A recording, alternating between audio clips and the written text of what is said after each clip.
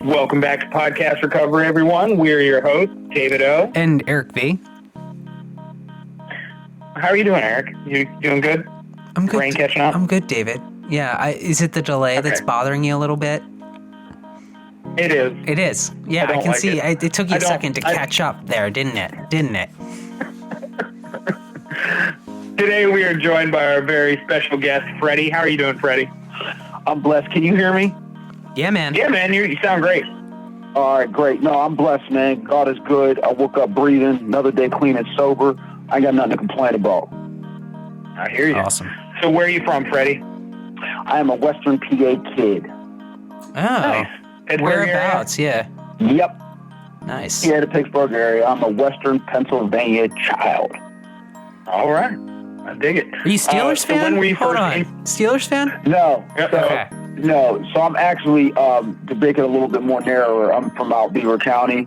And the reason that I am a diehard Packer fan is because Brett Favre, as we know, is sober now, I think, almost 25 years. And he was the first celebrity that I saw, because my mom's in recovery, which I'll get into, but he was the first person I saw that was a celebrity. And because he was like that, I said to my mom, Mom, he's like you. That's how I decided to be a Packer fan. Nice. Nice. Yeah, so I've been a Packer fan since 5th grade. And when I say Packer fan, I'm talking about down to like socks, hat, everything. I would have the sheets, but my wife said no. I hear you. Before the Ravens came to town, I was actually a Packers fan as well, and I actually have my first Packers jersey on me right now. So, yeah, I hear you, bro. So, when were you first introduced to recovery? 5th grade. No, actually 3rd grade. My mom, by the grace of God, went to treatment one time for 5 days, and she will celebrate 26 years in September. Oh, nice. Awesome, man. Yeah, she's a miracle, and on top of that, she worked in the field. So I was going to meetings when I was in 3rd grade. Nice. And how long have you been clean? 4 years. Unlike my mother, I went to 17 treatments in 20 psychs. A little different. Hey, whatever it takes, man. Yeah, man. Yeah, We get there eventually. Absolutely, and it's not how you start, it's how you finish. Yeah, my sobriety date is June 21st, 2016, and by God's grace and mercy, and with good help, support, and the whole nine, I'll have 4 years coming up on Father's Day. Awesome, man. Well, congratulations. And with all that out of the way, we're gonna turn it over to you to share your story with us. So take it away. All right. First of all, let me just say, in the highest possible regards, how humbling it is to even sit here and tell you my journey, my experience, strength, and hope. I find it phenomenal that two men like yourself have decided that your voices are so important and you can save souls, and you are and you will. And I'm humbled to be a part of your journey, and I thank you for what you're doing. And I hope that more people look at your journey and see what you're doing and how well you can do and what you can do if you put your mind and energy to it. So that's first. Thank you. Yeah, absolutely. Yeah, so my name's Freddie. You know, I was sitting here thinking the night before I even got on this podcast how far I've come. You know, it's funny, like, I grew up, I'm from Beaver County, small area, small town. And my mother, you know, I knew she drank. It wasn't until one time I came down the steps and she was watching Christian television drinking. And I kind of knew that was wrong. And she said, Freddie, I'm trying to get sober. And when you're in 3rd grade, that type of verbiage, I mean, I didn't even know what that verbiage meant. But anyway, she said that, and I understand. So anyway, long story short, she goes to rehab one time for 5 days. She came home. When she walked out that door, I remember hugging her. It was like the best hug I've ever gotten from her. And she came home, she said, Freddie, things are going to be different. And I believe that was the start of my life, because what happened is, and it's important that I explain this part of my childhood. Going to meetings in 3rd grade, when I tell people that, they think that I just went to the meeting. But let me explain. I'm talking about, like, in school when people would say, do you want to hang out tonight? What are you doing? And I would say, happily, I'm going to my mom's home group. Like when I would tell other kids, like, I'm going to an AA conference, I'm excited. Like when I would go to school with AA and NA shirts on, and the teacher would call my mother and say, you can't send him to school like this. It was a fabric of my DNA growing up. I'm talking about like children coming to my house and they go home and I tell them, like I ask them when they're at my house, instead of playing Sega, you want to read the AA book. And they're looking at me crazy. Right?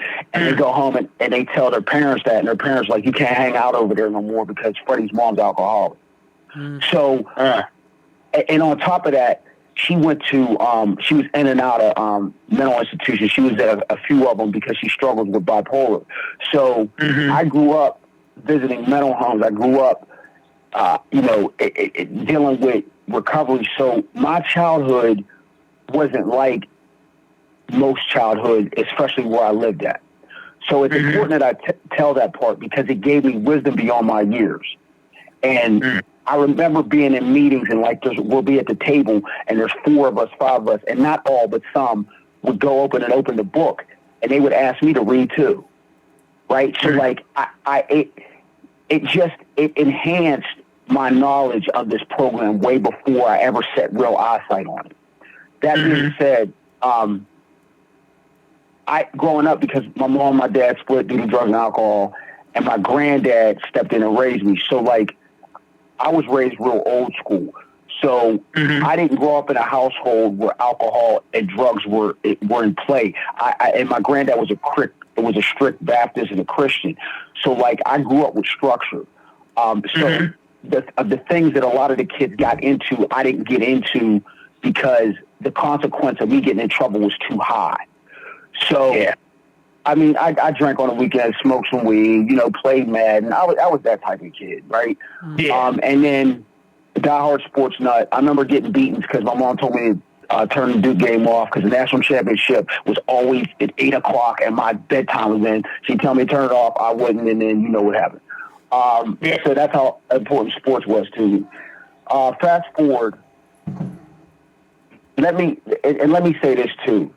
So, everybody asks me, what did you go to rehab for? And let me be very clear. Addiction is a brain disorder. I checked in rehab for more. Let me explain why.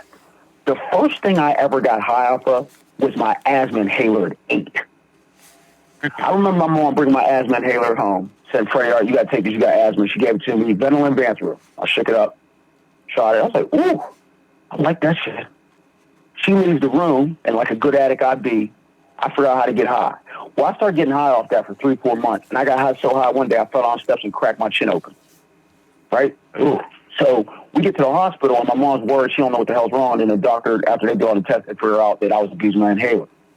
Right then, my mom knew I was an addict. Fast forward, the first time I ever ate a blow pop, I liked them so much, I took my lunch money, went to the store, bought a whole case, ate them, broke out, she had to take me to the hospital, get shot. Right? Like, I remember my mother, like, having to hide the Captain Crunch because I would eat so much I broke out. I remember, like, everything that I touched, it went extreme. To the point where when I had 2 years sober, I had eaten so much ice cream that my cholesterol shot up to the point where the doctor told me if I didn't stop, I was going to have a stroke. So I have a brain that doesn't, it doesn't know how to stop. I always tell people addiction is like this. You take a person without addiction, a person with addiction. The person that doesn't have addiction, they eat a couple Oreos, they like them. The person with addiction, they eat so many Oreos, they end up homeless. That's me. and I've accepted that, and I'm okay with that. So my life today is built on balance, right? So I end up, because I'm unhealthy, what do? I attract unhealthy people. So I end up in a negative, horrible relationship. And I'm not mad at her because I can't blame her for what I allow her to get away with me, right? So I step into her life. I help raise her children. Her brother dies from drug overdose. We get custody of those 2. So for 10 years, I'm a stay-at-home dad. But let me make this clear. So I used to think being a good parent was based off what you look like. See, I thought I was being a good parent because they had Jordans, They had, phones. We took them up and down the East Coast, and we did things with them. I thought parenting was about how well you take care of them. I didn't realize it was about how well you take care of their soul. But see, the reality of it is, when I entered in a relationship with her, she thought that she was getting a good, spiritual, healthy man. She had no idea that she was getting an irresponsible, untreated mental illness, untreated alcoholism, untreated addiction, crazy terrorist in her home. And that's what I was. Addiction took me to places. And listen, I was one of the people, right? I go to rehab because, I went to 4 rehabs when I was with her.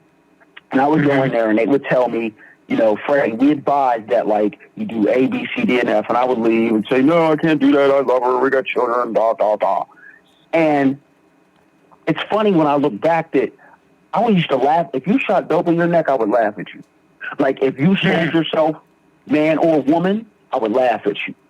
And it's funny because some of them things that I laughed at, I ended up doing. And that's how I know addiction is a powerful thing, because it will have me do things against my moral code, right?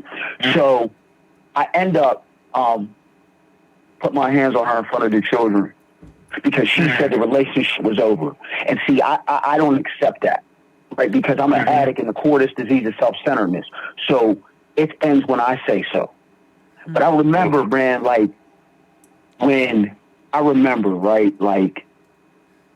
when she said it was over, let me reverse this back. I remember when my addiction got to the point where I ended up leaving them children in the house by themselves to get one more. Right? And telling myself on the way to get one more that they better not move because it's nap time. And they got tablets and phones. Just totally spiritually sick. I remember her telling me it's over, and I put my hands on her in front of the children. Now, if you know anything about me, it's against every moral fiber in my body to put my hands on a woman. I came from a woman, a single-parent mother that worked in recovery, who was a person in recovery. But about that next one, I wheel. Right? So, I remember doing that. And I go to jail, as I should, and I move out Philadelphia. Right? And let me tell you, Philly was good to me. I ended up working at this homeless shelter, right?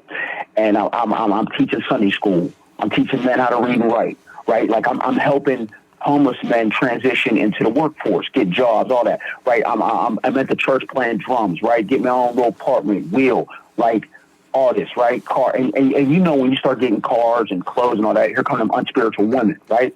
And I remember getting on the phone, my mother, right? What, Freddie? Yo, Ma, I'm out Philly. I'm doing good, man. I got money. You know what I mean? Hair all wavy, smelling good. I'm on my way to the cleaners right now. I told you it wasn't alcohol. I told you my ex was shot out. It was her, man. I'm out here doing my thing. And I'll never forget, she said, Freddie, you could dress a pig up all you want. He's still a pig. I'll never forget that. And it's funny, she was right, because I ended up, what took me, that's what I learned about me, and I want to make this clear. Money was the deodorant for the stench of my soul. Let me explain.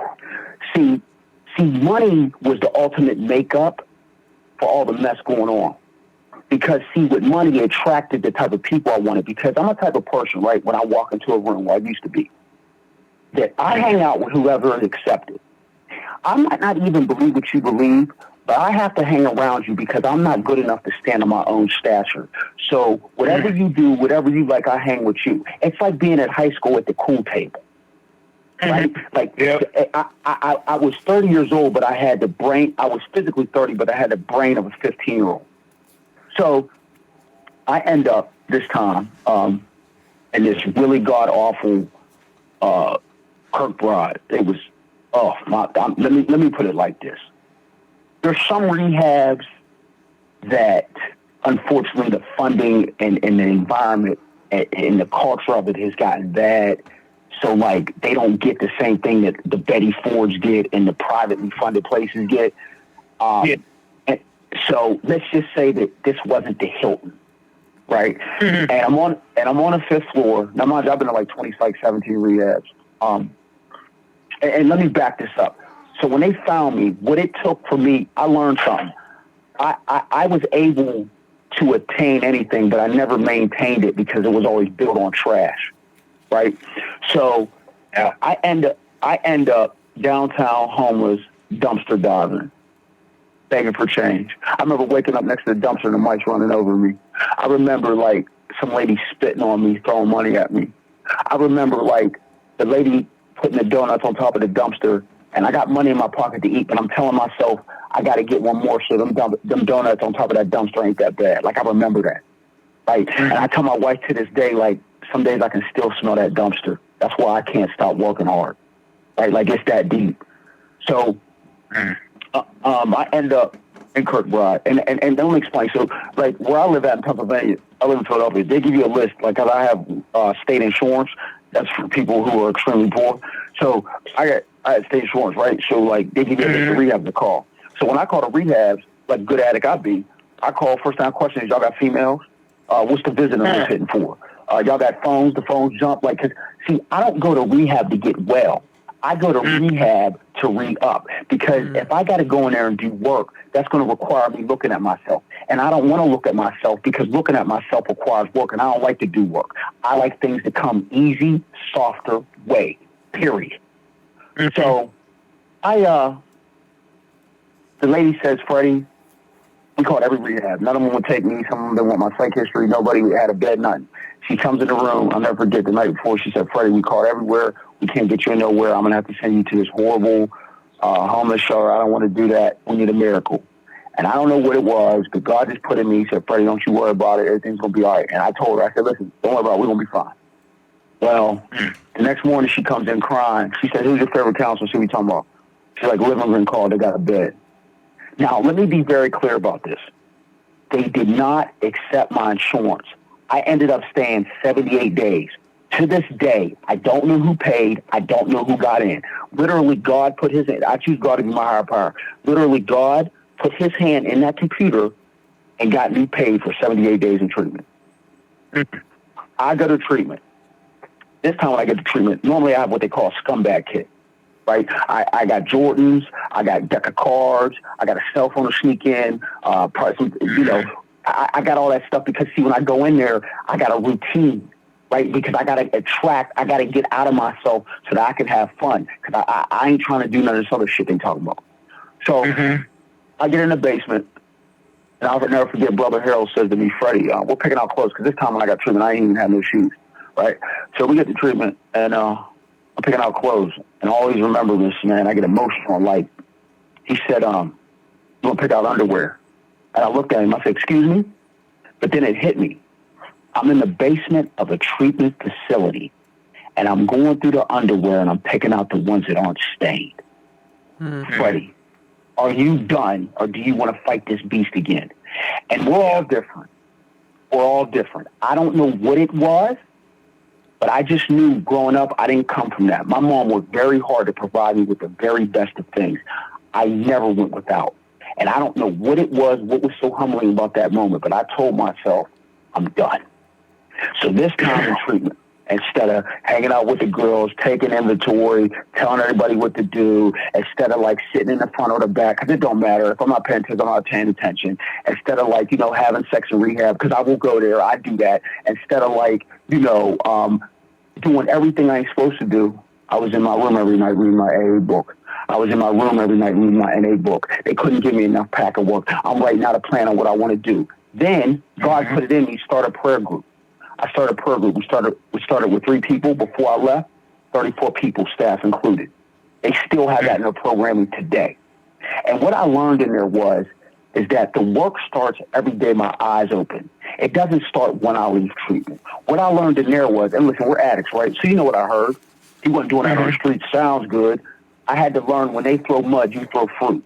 I had to learn and get a skin for success. I had to learn, like Freddie, if you're going to be a person in recovery, there's this thing called integrity. So if you're running a prayer group, if you're talking Gucci in these meetings, when you leave behind closed doors, you have to live and lead that same way. Because What are you doing having a program like that? And you know what's funny? I now have a motivational speaking company, and I hold assemblies talking to kids. Everything that I was doing in there taught me that it's not the money that comes. I had to learn to love the labor more than the fruit, because the fruit will come, but it's the journey that's more important. And that's what that place taught me, man. I left there, and I'm going to be real honest. Man, I ain't looked back since. Let me tell you how good God has been. First and foremost, by God's grace and mercy, I will graduate in May. I'm a 3.6 GPA national scholar by Coca-Cola. I was selected for all-state PA academic team, which means I will receive a full ride paid tuition to finish my bachelor's at Westchester University. Number two, by God's grace and mercy, I've received 10 scholarships since I've been at this community college. Number three, by God's grace and mercy, I have a motivational speaking company which I travel the country and it specializes in mental health and addiction. I literally, by God's grace and mercy, get paid to talk to college student bodies and high schools on my story on mental health and on addiction. Right? Like by God's grace and mercy, because I put in work and I put the right people around me, I've been published in national magazines. I was published in a collegiate recovery magazine. I'm a mentor in safe collegiate recovery. I was able to travel to 5 different cities in 6 weeks last year, speaking and conferencing. I'm on policy, which is a Collegiate Model State Recovery Act, which we're writing the legislation to make it so that every high school and every college in the country will have to have a program of recovery. We're talking about legacy stuff now, right? And we're not talking about a matter of 10 years. We're not talking about a matter of 15 years. Because, there's this stigma where you can only reach these heights within a certain time frame. Bullshit. Yeah. Right? Yeah. Like, and let me explain. Those are the physical gifts. And what I've learned is those physical gifts are just cherries. Because the real fruit of this is the fact that I love myself again. The real fruit of this is that I have a relationship with God. The real fruit of this is that the woman I'm with has 5 years by the grace of God. She's an RN in the medical field. She's now a parent to the point where she used to tell me when she first got clean, her kids weren't even calling her mother, and now they call her mom. They tell her they love her. Right? I'm talking about like us being together and like us forming a household where I walk into this household and it's a hot mess. And now I can tell you it ain't no hot mess. Right? I'm talking about like this program's been so good to me that like we had to make decisions on putting our son out, right? Because he wasn't in a good place. And now by the grace of God, he's healthy, taking his medication, and have made some moves in his life, telling his mom he loves her. Right? Like I'm talking about like, being able to step into these children's lives and be allowed where like my daughter will call me dad and I've been able to take her to do things and been like, I'm talking about like change. Right. And the blessing of it is that it taught me, man, if you just put in some work and listen, my program looks like this. Number one, I grew up in this. So I thought, let me break this. So I had 8 months sober. I called my mother. I say, Mom, you should see my 4th step. It's unbelievable. Man, I wrote it right. I'm telling people how to write it. I'm in meetings telling people what to do. No, you do this, da. I'll never forget. She said, Freddie, don't you ever tell me about the steps you're writing. Tell me about the steps you're living. If I want to know how good your recovery is, I'll call your woman and ask her. I remember when I had a therapist with a year. My therapist said, I had her for like a year, and she said, Freddie, we've been writing on anger for almost a year. What don't you get that you cannot continue to make those behaviors? And she said to me, she said, are you in this for the theatrics of what your program can bring you? Or are you in this to really change? Because if you're in this to really change, it don't matter about your home group. It don't matter about sponsees. It don't matter about your commitments. What should matter is that the work you're putting in should show in your life. Yep. And if it ain't showing in your life, that tells me you're not in this for real change. You're in this to be accepted. And that's the same reason you drank. So I need to ask you, Freddie, what are you really trying to do? Because maybe I ain't the type of therapist for you. I'll never forget that. So my program looks like this. Eating healthy. I ain't say perfect. I said progress. Working out. Right? Education. I am a Christian. I never hide that. I never tell nobody else what to be, but that's what worked for Freddie. Reading the Bible, daily prayer, my wife, devotions. My meetings, listen, I've been real big on these Zoom meetings now, but I've been to NA, CA, AA, I don't care what I'm the type of person. It's not what it does to you. It's not the drug you pick. It's what it does to you, right? Like my wife, she's an OA person, but she does NA heavy. That's what works for her. I've learned, like I said, that I wanted a well-rounded circle. So like, it's funny that I thought, because of what I saw in my mother, that my program had to look a certain way. And what I learned is my journey is good enough. I am okay. And I've had to learn that, like, nobody owns the culture of recovery. We are in the worst epidemic in the history of this country. I just don't want nobody to die. Yep. And my best friend passed away, and another girl was a good friend of mine. I spoke at his funeral, and his dad hugged me on the way out, and he said to me, "Freddie, thank you." I said, "What are you thanking me for?" He said, you sent my son home." When I left that funeral, I said, my recovery can never be the same. And it hasn't. I have completely changed the course of my life.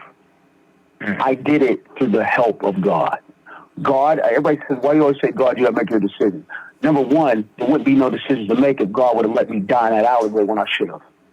Right? Like, that was the reason I survived. And after surviving this time, I put in the work, and I'm seeing fruits that I would have never. I mean, my life is in a whole different trajectory.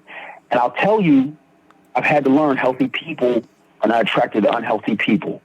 My circle, as I've gotten successful, has gotten smaller. But I'm okay with that because it's not about quantity, it's about quality. I can't tell you, like, how blessed I am. I want to say this real quick and be done. So with this coronavirus going on, right, in the current state we're in, what I've learned is I'm blessed to be a leader, right? And I remember my mom saying this to me. She said, "Freddie, if you're going to speak for a living, let me just help you out here. This is a different path. What that means is you have no choice but to do work on yourself, because whatever defects and behaviors you have, they're going to come out when you speak. And you're now going to be looked upon as a leader of this generation and of young men. And it is up to you, with that torch that you're carrying, to make sure that whatever you speak out your lips, it better be your footwork. So I advise you to keep a circle of men that have the life you want, a circle of women that have the life you want, and to keep your household tight. Because if not, what's going to happen is you're going to find yourself in a very uncompromising position." And she's right. What I finally realized for me is that I don't want to have years in sobriety and I'm claiming to be somebody and I'm not. I don't want to be looked back years from now, because history's been written, right? And I'm big on legacy. My first speech is, what is your legacy? I don't want to be a person that I look up and I'm 80 and I regret. That's what I'm most scared of in life. I'm scared of regret because I don't want to say I should have. And I don't want to be one of these people that's not helping us get out of this epidemic. I want to be part of that change that we look back 60, 80, 100 years from now, we're all long and gone, that was a part of the solution of why the world got better. And honestly, I think that is my job as a person with years of sobriety, because the reality of it is, who else these kids got to look up to? We've been blessed with all these years. It's up to me to make sure I carry that. So that's me. That's my story. All right. Cool, man. And that was fantastic. Eric, you start. All right. So you described something that I'm actually kind of familiar with, that feeling of where You're cutting out. Oh, sorry. Yeah, you're. My cat is trying to climb on the equipment right now, but you said something like when you were talking about treatment and how you were going into treatment and it was kind of just for you to re-up. And I kind of know what you're talking about there with, where you become, where treatment is just you've become institutionalized, and you're almost more comfortable being in a treatment center than you don't look at treatment as really a way to get better. You look at it more as like a vacation or a way to like recharge so you can go back out there and do what you do. But how did you go about retraining your brain? Because you described, I guess, that moment, right, where you're looking at the underwear and you're like, oh man, this isn't working out. But even after that, you're still conditioned to think a certain way. How did you retrain your brain to kind of be like, all right, well, I don't want to be institutionalized anymore, and go about changing your life from like, I guess that first one where you're like, okay, yeah. So I guess essentially, how did you change your thinking? That one time to where it was like, I mean, I gotta do something different. How did you do that? All right. Great question. So this is one of, when you're blessed to be able to tell your story on any platform, unless you have 10 hours, it's almost impossible, to get everything, that's just life. But there was a conversation with my mother the day I got there. My mom had a Rolodex of treatment centers and she couldn't find me. She knew where to call, right? And I called her, and this one was different. She said, okay. I said, you know the drill. I need $20 on send me a money order, da, da, da. She said, Freddie, let me be real clear. He said, I hope I didn't get sober to bury you, because I will. And it was just something about my mother giving up on her only child that bothered me. And I remember walking out of that office, like, don't think I'm going to make it. And I remember lady in there, Sue, telling me, Freddie, you have a duty as a son. Like, how unfair is it that your mother busted her ass and got sober and gave your life beyond measure, and you have just decided to be treacherous to the point where you have destroyed children's lives. You have destroyed other people's lives. And basically, this is what you're going to do. You're going to die, should have been. You're going to die, had a lot of intelligence, but, drugs and alcohol is more important. Because you refuse to grow up and change, you're going to die. And I'll tell you another thing that hit me. I knew I wasn't a mistake. Like, I knew that as I was in treatment, hold up, man. You mean to tell me that Buzz Aldrin, he is one of the only two human beings, he's one of the first two human beings to ever walk on the moon. He's one of us. Mm-hmm. You mean to tell me George Bush, you mean to tell me Samuel L. Jackson, inventors right here, hold up, man. You mean to tell me all these people can get sober? I can't? What? No, I just got angry and I wasn't accepting that.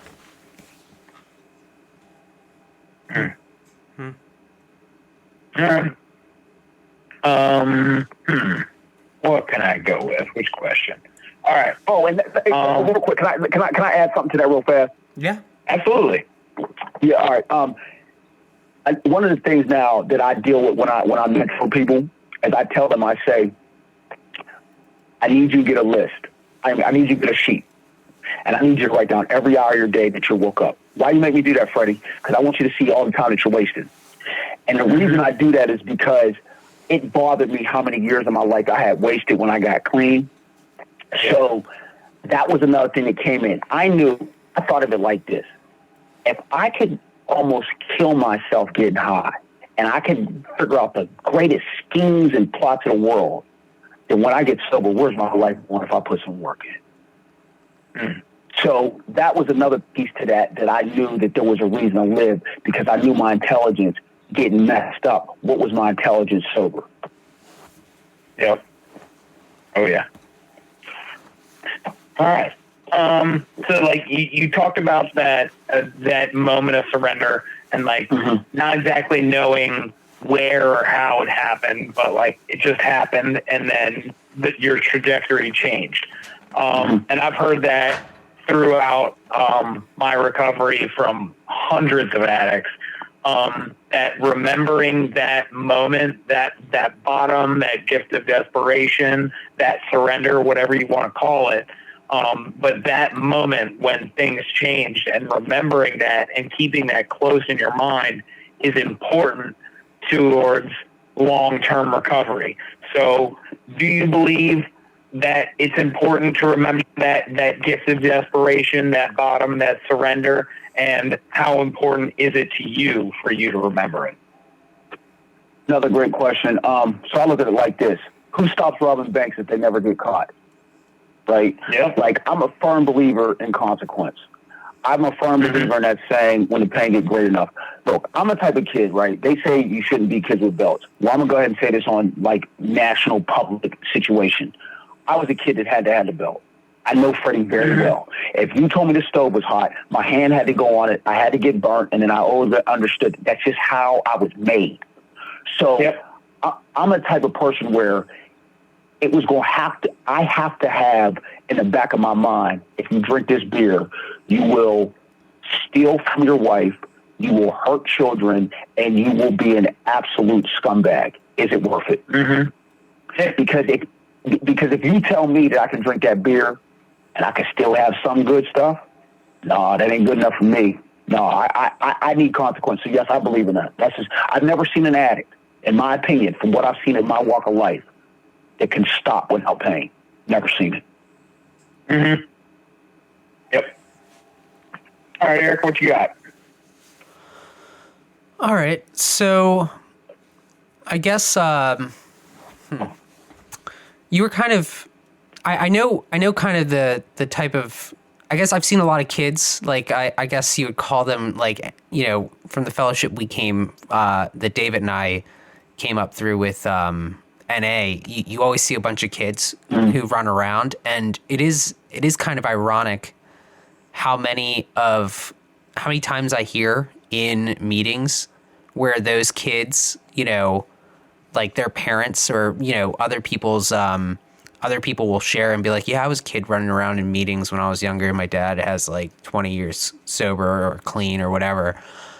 I guess, do you, and this, I mean, you did kind of say that, you know, you were, you know, were of the mindset of more, but would you say that going to meetings at a young age might have, you know, introduced you to different concepts of, like, I guess an example of this is kind of, you know, sometimes I'll see kids come in to meetings who, you know, smoked a little bit of weed. Maybe they got an alcohol citation, and it's kind of like you guys are young, and you kind of got in trouble, and that's why you're here. It's your first time getting in trouble, and then seeing those kids, you know, eventually shooting heroin. And it's like, well, I know exactly who you're talking about, Eric. I know you do. And I'm just saying, like, did the rooms put any ideas in your head, or did it just give you the idea of there's a place for me to go when I need to go? That's a great question. I wish more people would ask that. So I'm a firm believer in why are you there, right? So like for me, and it's funny you ask that because I'm going to branch off into something else, but let me just stay on that. So for me, when my mom took me, it was because she made it, the mindset walking into those meetings was, Freddie, you are to sit here. When I tell you to do something, you do it. These are good people. You may hear some things in here that are wrong and not right. You do not judge them. You just remember, if you do drugs or alcohol, this is what your life will be. So there was a conversation that took place before I walked in there, and I was of the utmost respect to all them people so much that if they would have told me getting high is fun, I would have told my mother we'd have never been back there again. It was a situation where it was an accepted. It was like being at a barbecue. It wasn't a situation where I was trying to find out or trying to, if I would have heard anything that would have told me, I could go do this, it would have been a problem. I never went in there with that eyesight, or it wouldn't have been acceptable for me to even think like that, because the situations I was in there, the meetings and the people I went to were people that would consistently talk to me like, when they knew me and my mom would have issues, right? Because when you get sober and you become a parent, you set rules. When you set rules, your kids don't want to hear that because they're used to doing what they want to do.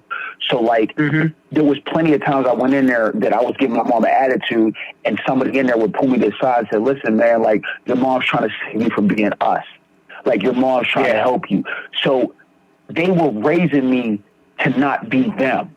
They were trying to teach me on how to do it right. They would give me chores. They'd say, hey, man, you know, you clean up the meat. And I'd be like, okay, can I get $1? They'd be like, no, you do this for the next person that's suffering. Like, that's the type of stuff that they were doing. Like I remember, like, having to feed the homeless on Christmases with AA people and not getting any gifts because my mom was telling me it's not the fact that I ain't had the money to get the gifts. It's that you got to learn to take care of other people. So, like, I didn't get introduced to what I now see is that people in there are human and I see other stuff. But point is, I never was, and I was in Alateen too. I need to add that in. Like, I was in Alateen heavy. And so, like, my mom made it a point that the program was going to be embedded in our lives because she believed that it could do more good than harm. And honestly, to be real with you, that was the best thing she did. Because if she wouldn't have introduced it to me at a young age, do you know the foolery I would have fell for when I got sober with some of these people? Do you know, like, when you come in, you got low self-esteem. Y'all know this, right? And there's people, unfortunately, in every walk of life that have power in those rooms, and they have years. You will fall for the foolery and the trickery if you don't know better. Just because your self-esteem is so shot, of course you're going to look up to people to get respect. Of course you're going to look up to people's lives that seem better. So because she had given me an eyesight and I saw good, I knew when I came in, if I saw him or her doing something that wasn't right, you had to stay away from me because I know that ain't right. So, yeah. I actually sort of have like a follow-up question to that. So, like you said, you grew up very much like in the thick of the recovery program or recovery community. So, how difficult was that mentally during your addiction? Like how hard was that? Like, what were the levels of guilt and shame like going through your brain? Like being raised better, but like still being an addict. Well, first thing it did, it taught me that it's really a real life illness, right? Like, it's unarguable. If I'm getting high off my asthma inhaler at 8 years old, I was born like this, period. Right? Number two, I never could judge. Like, even if and I did, because I want to make it clear, I could judge, but deep down, I always knew. Okay, like, I know growing up in a program would make you think like I looked at alcohol and all that certain way, but I want to be real honest about this. I was more guilty on the Christian tip because I was around my granddad more than my mother. Like, we talk about my mom a lot, but my mom worked real hard, so I was around my granddad more. It was never acceptable for me to even have a glass of wine and the type of Christianity he lived. So I always felt guilty even having a beer. I have never, I'm being real honest, I have never purchased any alcohol. I don't care if I was graduating high school. Or in a strip club. I don't care if I was buying champagne. I have never bought any alcohol or any drug and ever not felt guilty, ever. It's that embedded in me that I know it's wrong. So when I was using, what that turned into is, okay, Mom, I'm going to show you. It turned into me telling the addiction, I'm stronger than you. I'm going to beat you. I ain't got to go to me. And when you give that type of person a little bit of money, you give them a little bit of success, shit, I'm going to prove to you that I'm going to beat this. What I learned is a dumpster will make you change your mind. Yep. All right. What you got, Eric? So, I have a new question. I like these questions. This is cool. I don't get asked this stuff. Oh yeah, they're like we try to ask the difficult questions. The shit most people don't want that. So I actually have like a new stock question that I want to test out here. So you've worked the steps, right, man? Yes, absolutely, about 100,000 times. All right, cool. So we identify our defects, and you know, with you first start to look at them in 4, and then you truly identify them in 6, and you ask for them to be removed in 7. And what I want to know is, what defect did you struggle with the most? Not now. This is 2 parts. What defect did you struggle with the most that you wanted to keep, and then which defect did you struggle the most that you really wanted to get rid of but you couldn't? Oh, all right. Yeah, them is doozies. The defect that I definitely struggle with the most is judging, and I want to put that as expectation,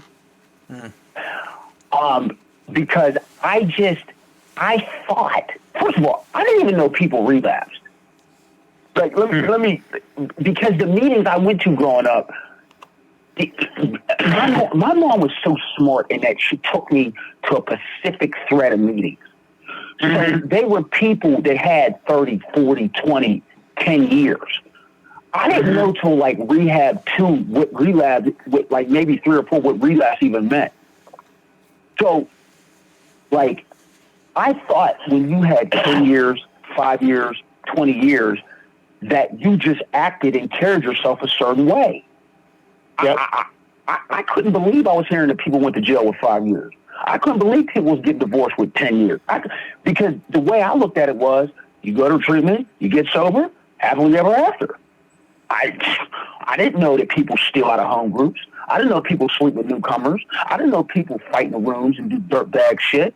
But then somebody told me, Freddie, by the grace of God, there go I.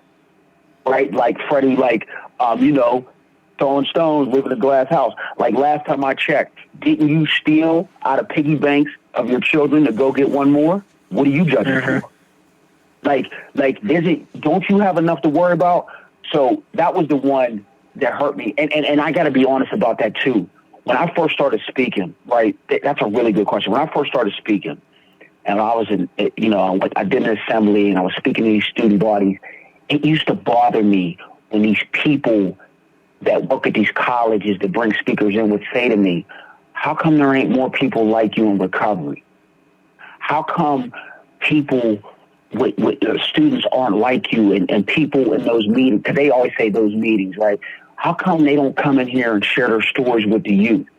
It bothered me that I felt like the people with years weren't doing what they were supposed to for the youth. And I had to learn that it is not my job to judge their journey. It is my job to do my best on my journey and pray for them. And that was one of the things I've had to learn, is when I see people with years acting foul, because I know the detriment that's putting on people behind us with housing, with employment, which is stigma in the world. Judgment was something real big. And I'll say nothing about judgment too. I learned when I point 1, 3 point back at me. And I had to learn how, when I judge somebody, when somebody says something stupid to me, right, way out the way, I had to learn, well, Freddie, what did they go through before you saw them? What is going on in their life that made them act like that? It may have 0% to do with you at all, but you're automatically taking it personal because you ain't grown enough yet. So I had to learn, when somebody says something mean or negative or something I don't like, I only don't like it because I allow myself to. So when I get like that, I just got to pray for them. So judgment is one. The one, you said the one that the one that I held on to. And what was the other one? The one that you want to hold on to. Oh, so I wish I didn't have to forgive people. I wish I didn't have to pray for people. I wish because I just feel like it really hurts my heart that I feel like I have to forgive continual acts of dumb shit. Continual acts of stupidity and ignorance and I have to forgive that. And I don't like doing that because it's easier to stay angry. Forgiveness is a work. It is hard to deal with somebody that you do not like and do it with a smile and do it like you mean it. Like, that is hard to where I got to deal with family members and I have to deal with people that I know are scumbag and they live wrong. But because I'm not supposed to be judging and because I'm supposed to be better than that, I got to forgive these people. Yeah. Good question. All right. I'm gonna go ahead and I'm gonna ask 2 questions, Eric. Just a heads up. Cool. The first one's gonna be a fun. The first one's gonna be a fun question though. Cool. So, being a Western Pennsylvania guy, but you're a Packer fan, how difficult was the Super Bowl versus Green Bay and the Steelers? So the good thing was, true story, because I don't want to highlight none of the mess of getting high because it's never funny. But I was when I was in that bad relationship, and where I lived at the time was 2 hours away from my original house where I grew up at. So I wasn't around any Steeler fans. But that day, I ended up going across the street to a neighbor's crib. And he happened to be a Steeler fan.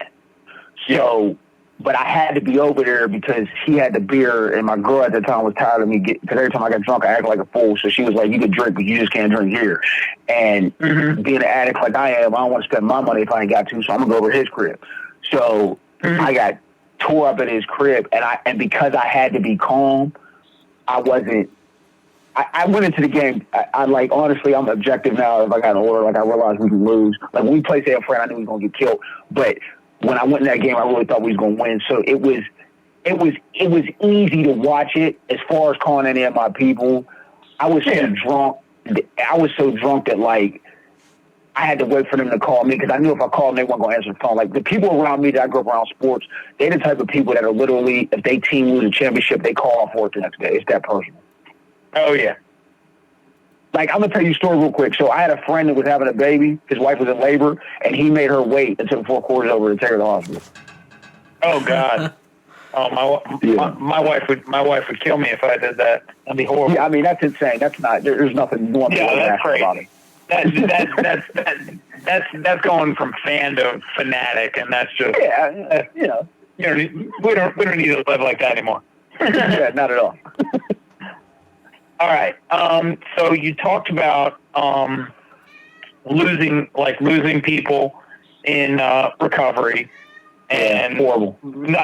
And also like not judging people and how their recovery process is going.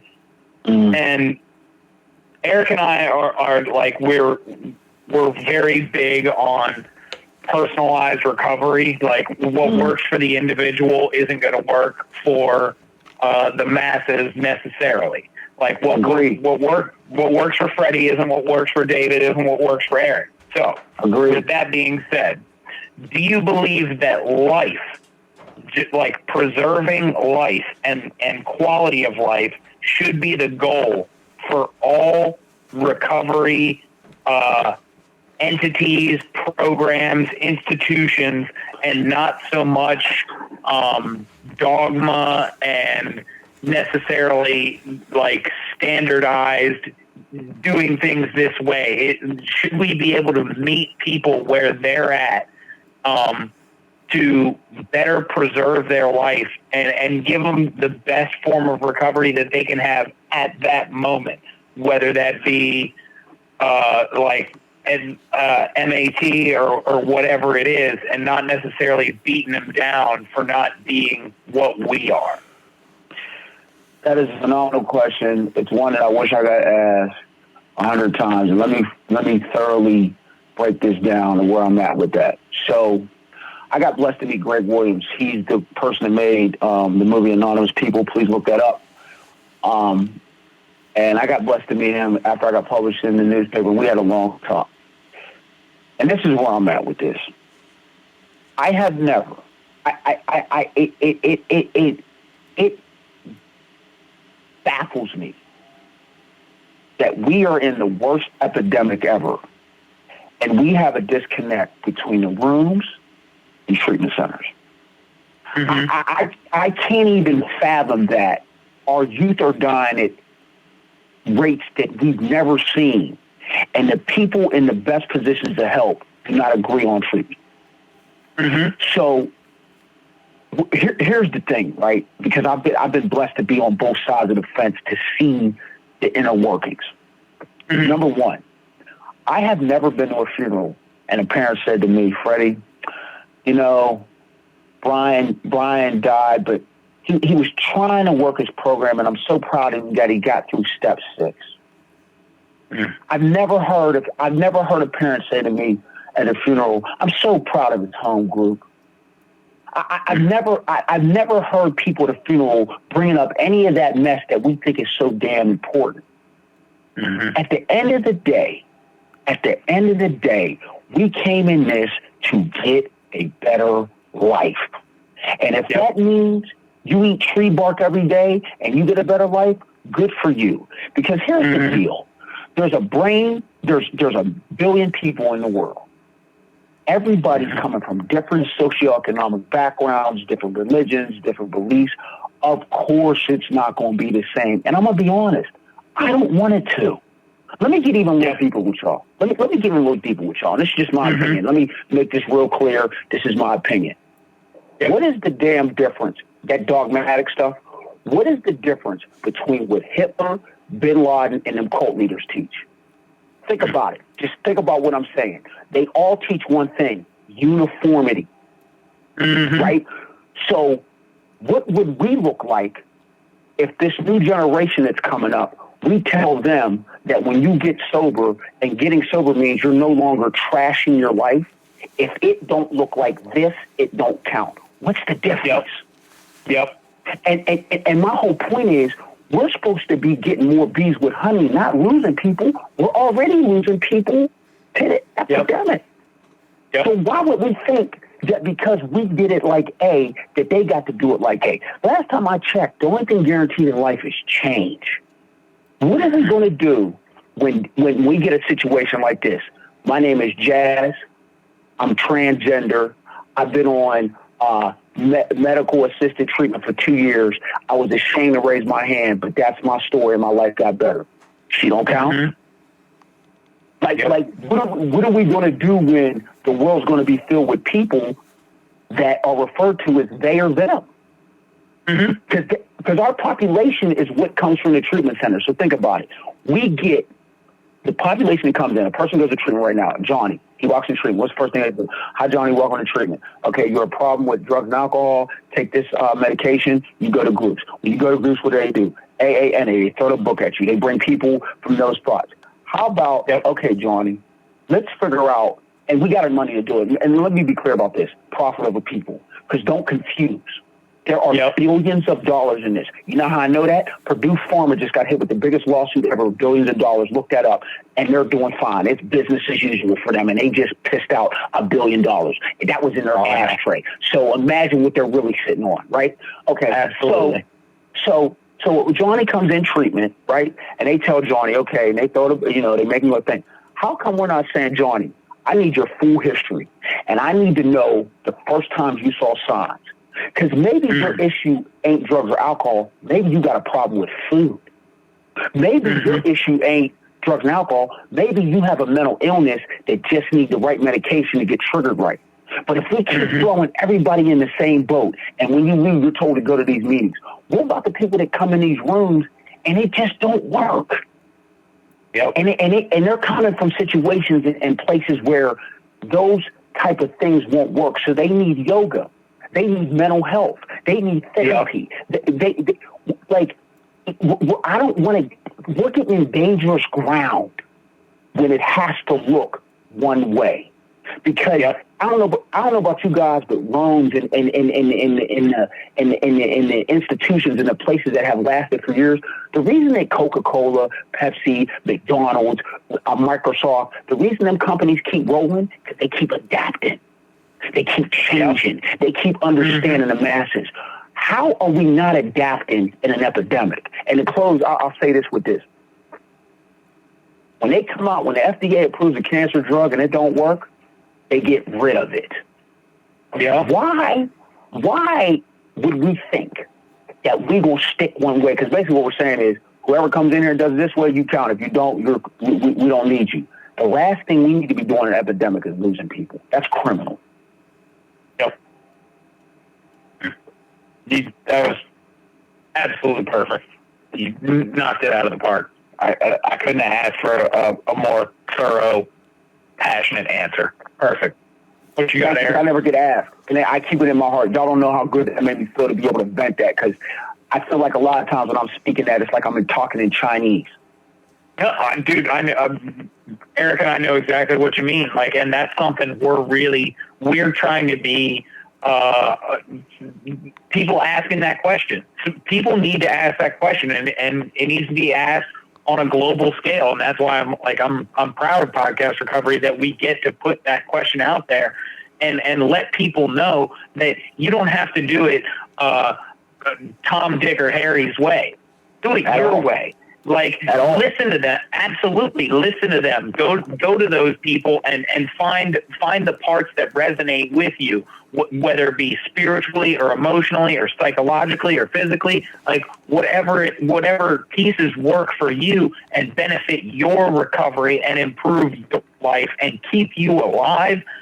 Keep those, whether it's from fellowship A, B, or C, or wherever it's from. As long as it's positive and moving forward, and you get the ability to, like you said, adapt and change recovery to your needs, and then share it with the next person who, again, is going to have a different set of the status quo that you grew up with, and you can meet them where they're at. Then they truly feel that unconditional love. Like, oh, I don't necessarily have to do this, toe the line this exact way. I can. There's a little bit of play here. Then they know that they're in the right place. Facts. And just that's just stamp. And just to add to that, I remember going home. I had like a year and a half or something, and I remember like talking to people and stuff, and like one of the things that hit me as far as that change piece, 80 years old, and my life has gone 4 blocks. Like, all I've ever known was these 4 blocks because I refused to adapt. I look around sometime in the rooms, man, and I don't think that they understand. You've been blessed with a life. What about the person coming behind you that's going to need housing and employment and a degree or work with his hands? Or what about the person behind you that is going to need doors open that you couldn't open? What about them? Mm-hmm. And I just feel like if we continue on this trajectory, and I've been blessed. I've been blessed to travel. I've been blessed, and I've met kids from Hawaii to Alaska, all over the place. I keep hearing the same thing. And I don't want that. I love when I see MAT, resistance recovery meetings. I love the fact my home group right now is Buddhist recovery. I'm a Christian. I am a Christian, but you know why I go? I take what I need and I leave the rest. Yep. So that's perfect. Back to you, Eric. All right. So, or is it that time? No. I want to keep going for a second. Okay. Cool. I got nothing to do. Come hit me with it. So I kind of want to kind of jump in and follow up sort of with you just kind of said it, like, you're a Christian but you go to a Buddhist meeting. One thing I like to look at with everybody in this, like, kind of this belief in individualized personal recovery. Like, I just read and worked through the Smart Recovery book recently, and I'm gonna be like, rereading the AA book, and like, I just want to keep growing, keep finding new ways and means to, like, change and better myself through different means of recovery, whatever that may be. And what I would like to know is, what does recovery mean to you? And also, what does your daily recovery program look like? All right. So number one, what recovery means to me is legacy. I'm a person that believes, and as we all know, well, no, let me break that out. I'm only getting 100 years if I get lucky. And the question is going to be, what did I do for other people while I was here? Did I come into this world and did I make it better or did I make it worse? And when I say that, I ain't just saying that as lip service because I know that's a status quo answer. You can look me up. You can check my website. And you will see that I literally have made a life's mission to talk about what is your legacy? Why are you here? Because we all got gifts. Recovery means to me that I can have an influence and I can have a purpose to make it better for those coming behind me in recovery, which I know is going to change the world because I know people in recovery have the brains, have the skills, and have the insights to change the fabric of the history of this country. I believe that in my heart. So that's what recovery means, legacy. The other part of that, can you repeat that? Because I forgot. I'm sorry. Forgive me. Oh no, man, you're good. What does your daily recovery look like? Yeah. What okay. do you? Yeah. All right, okay. All right. So number one, it's change. It changes. It's not the same every day. But here's what I can tell you I do. I wake up like any other normal human being. My prayer, I used to think my prayer had to be on knees. Then I learned, my wife always says that. It's not the position of your knees, it's the position of your heart. She always says that. I wake up and God, thank you for another day, get dressed. And then, like I said, I'm in school, and I have like a part-time job and I speak. So like I do the education piece, I do the job piece. But let me be clear about this. Because I've chosen, because God chose me to allow me to have a company, it requires me, like, people ask me all the time, like, what's it like to get paid to speak? It's a daily job. So I really walk around, and I'm being real honest about this. I walk around always in my head thinking and searching for ways and things to think about to grow and to do stuff. Like, I'm talking like every part of my life that I'm in, they say people have faces. I'm being real honest about this. I'm Freddie. Like, when I go to school, they know me as Freddie. They know I'm in recovery. I don't hide none of that. Like, that's what it is. If you don't like me, then get the fuck from around me. Like, everybody knows that I'm about recovery. So, like, when my conversations with people at school are either mentoring or it's classes, when I'm at work, I have a lot of people that are older that are in my circle that love me, and we talk about family and life. Some nights, a lot of nights, especially during the school year, I'm heavily involved in reading, researching, writing, and doing my homework because I want to be a master at what I'm doing. So how do I become a master? I study other masters, right? Like, I'm real big that I believe in show me your friends, show me your future. So the people I'm around in my daily routine are people that have the things that I want to continue to have. So I'm embedded to what they do and how they do it, and so we stay in constant contact. It's a lifestyle. It's the best answer for you of recovery. It's a lifestyle of being around healthy people. It's a lifestyle of trying to eat right. It's a lifestyle of having a relationship with my wife and continue to nurse that. And, our daughter living with us and living with her and, being on the phone with my mother who has a mental health and nursing that, going to therapy once a week. My therapist, I'm doing the steps right now with my therapist because why not do it with an objective brain that has a double master's in addiction that's been doing it 20 years? I call that intelligent, right? So, like, I speak at treatment centers. They have me come in under my company. I do it pro bono, but they have me come in and tell my story. I did before that. I volunteer and feed the homeless. Like, I have a lifestyle of a helper, of a person trying to continue to grow and prosper. Like, that's... And I make mistakes all through it. Like, every day I wake up, I sin, I do something stupid. But, like, that's the best answer for you. It's just a lifestyle. It's sometimes I go to meetings. I go to prayer groups. I'm always finding myself every hour of the day doing something that's going to better me. Cool. And then, of course, I watch Undisputed with Skip and Shannon. It's the best show ever created on TV. It's the funniest show ever in my life. I watch that, and then on Sundays I watch football all day. That's my two things I do. Yeah. We gotta have our downtime. It's all right. You can't always be on. Yeah, we're humans, and we can't always be on the grind. You gotta smell the roses. All work, no play, make Jack dull boy. I hear you. All right. All right, Eric, is it that time? It's that time, David. It's that time to go to the Twitter, ladies and gentlemen. All right. I like that. That's cool. So That makes you feel like a celebrity when you get on that type shit. It's my game show, it's my game show host moment. So I like to keep it that way. That's dope as shit.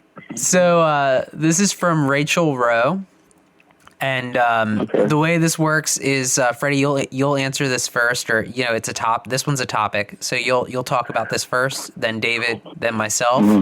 The topic is very general, and it is surrender. So let us go ahead, take it away. So when I think of surrender, I used to think it meant defeat. But what I've learned is everybody plays a fool, right? And everybody loses. Sometimes you have to lose the battle to win the war. And first thing I think about is being in that basement, man, that either this is it, Freddie, or we're going to keep getting worse. Like, make a choice. Are you built for this? Because if you are, I remember my mom telling me, Freddie, if you want to get high, that's cool. And then stop going to rehab and lying. Just accept the fact that you get high, be a man, take what comes with it, and keep it moving. Otherwise, get it together. So yeah, that's what I think. What I think of surrender is understanding that either I'm built for this fight or I'm not. Simple. Yeah. When I think of surrender, I really think about the first and third step for me personally. For me personally, like in my first step, like surrender was a word. It was something that I said, and like I was beginning to internalize it and understand what that truly meant. I started working on my third step, which was the step I still like. It's my favorite step. It's my go-to. I learned that surrender is, along with almost all spiritual principles, they're action words. They are verbs. Surrender is an active choice and action in my life to not fall back into those same defects that I held so close and were my defense mechanisms. They were my survival traits. They were my go-tos for 14 years of active addiction. Like that is what I did. I was a liar. I was a cheater. I was anything you can name. Like I was a criminal. I was a scumbag. Like I was a low life person. And now I have the choice and the opportunity, with faith, with knowledge of recovery, with using those principles of a higher power or a higher purpose, to be better than that. And like that, I think it was in the third step that they had you write a list of like, what are like the characteristics of what a higher power means to you, like loving, caring, compassionate, understanding, and because I didn't understand the third step, I'm like, how do I turn it over to this? And so my sponsor made me write that list, and he said, do those things. That's it. It's that simple. Stop living in my old behaviors and start living in a new way of life. And that's what surrender is to me. It's letting go. It's accepting like what I am, where my shortcomings are, but also living in my strengths. Awesome. Cool. So what about you, Eric? Well, so yeah, I mean, there's I think I've talked about this before on the podcast, but Probably. I think of two different surrenders, specifically in my head. I think of the surrender to addiction and then the surrender to recovery.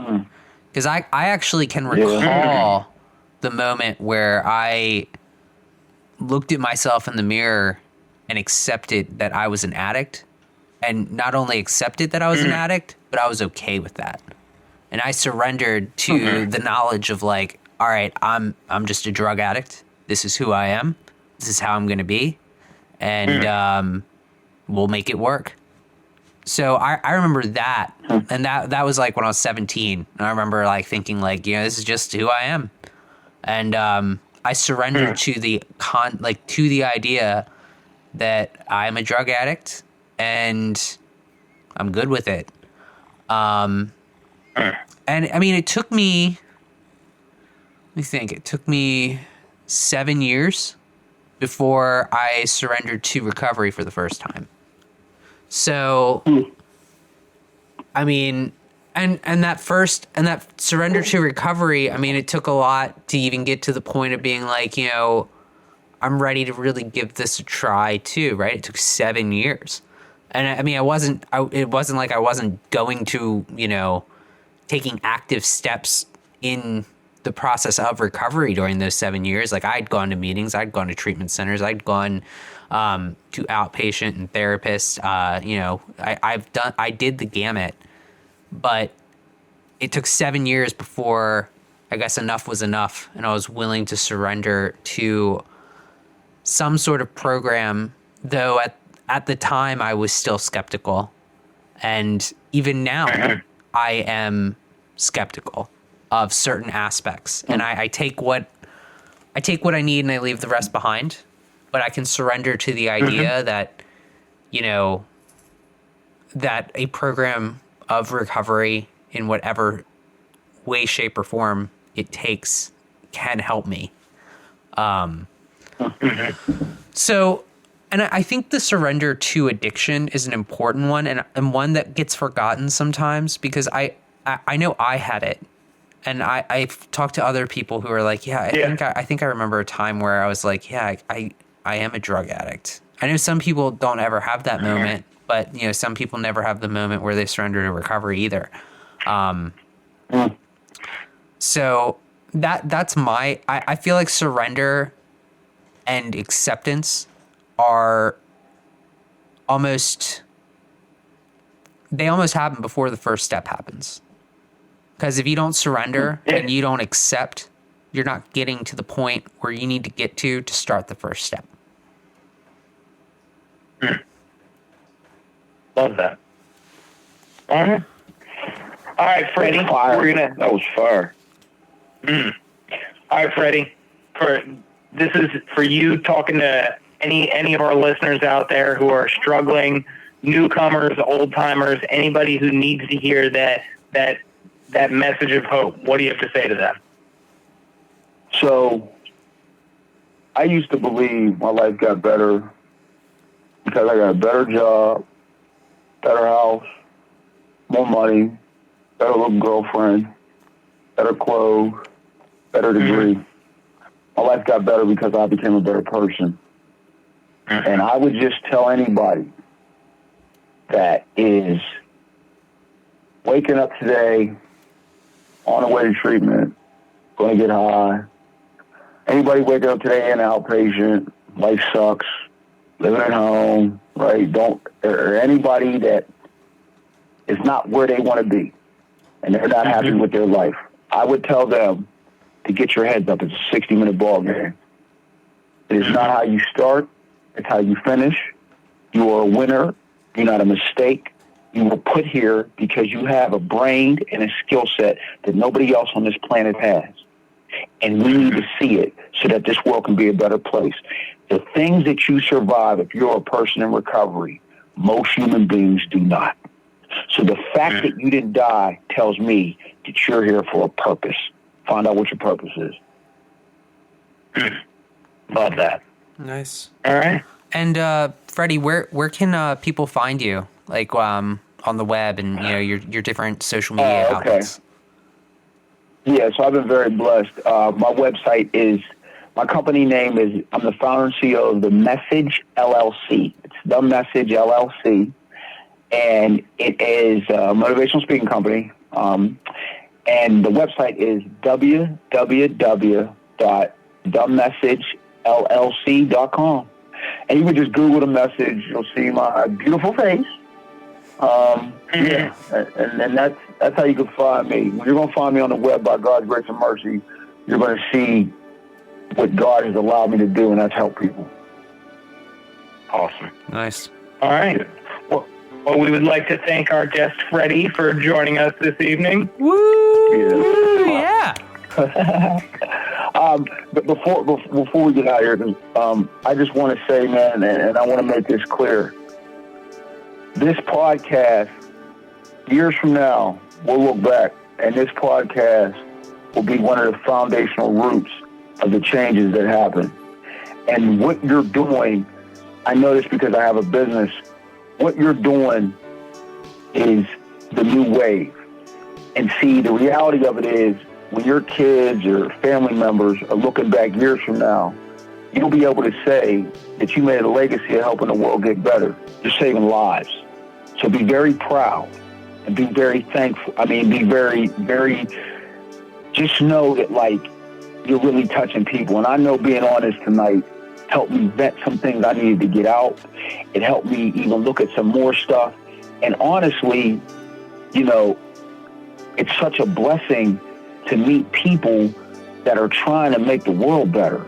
So I'm just thankful I was on here. I'm humbled that my story mattered enough to make your list. So thank you.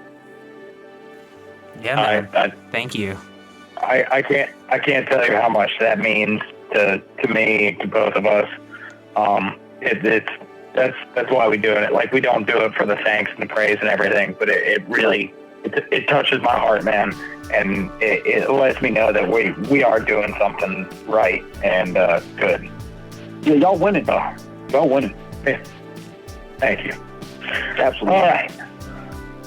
Here at Podcast Recovery, we are aiming to expand the scope of support for recovering addicts. Accessibility and convenience of helpful services is paramount to combating addiction. We work to bring the message of recovery to every addict, wherever and whenever it is needed. We believe that a powerful voice of recovery should be obtainable, practical, and at the touch of a button. Every addict deserves to hear a message of hope, and Podcast Recovery is here to provide it. All right, everybody, thank you for joining us. Thanks for listening in. Most importantly, everybody out there, stay safe, stay clean. Follow us on Twitter, Facebook, like, share, subscribe. Check out our friend Freddie at themessagellc.com. And I said it once, but I'll say it again. Everybody out there, stay safe, stay clean.